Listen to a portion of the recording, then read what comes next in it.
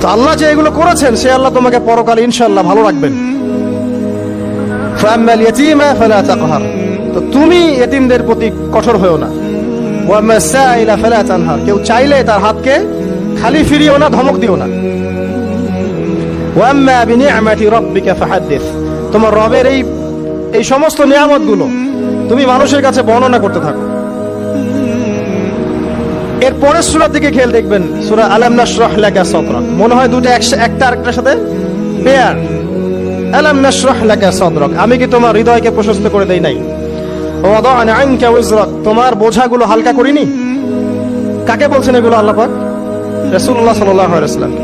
তো যে মানুষটা জান্নাতে যাবে নিশ্চিত, এবং যিনি জান্নাতের দরজা না খুললে জান্নাতের দরজা কারো জন্য খোলা হবে না।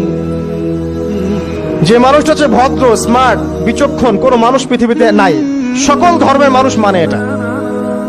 কিছু আছে শয়তান, মানুষ টুবি শয়তান, এরা মানে না, বাট দেখবেন ম্যাক্সিমাম মানুষই মানে।